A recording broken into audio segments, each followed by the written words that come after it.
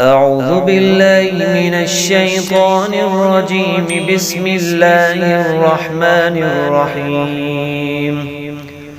ألم تر إلى الذين يجادلون في آيات الله أنى يصرفون الذين كذبوا بالكتاب وبما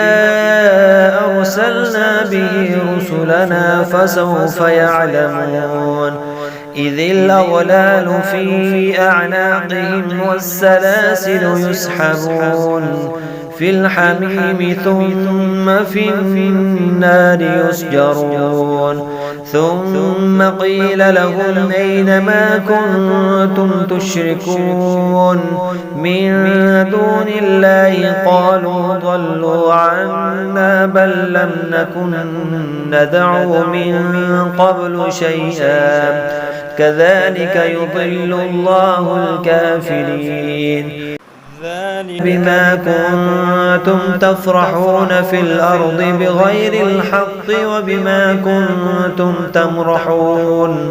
ادخلوا أبواب جهنم خالدين فيها فبئس مثوى المتكبرين فاصبر إن وعد الله حق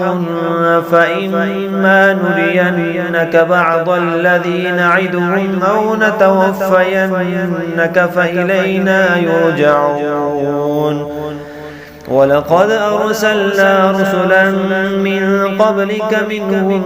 من قصصنا عليك ومنهم من لم نقصص عليك وما كان لرسول أن يأتي بآية إلا بإذن الله فإذا جاء أمر الله قضي بالحق وخسر هنالك المبطلون.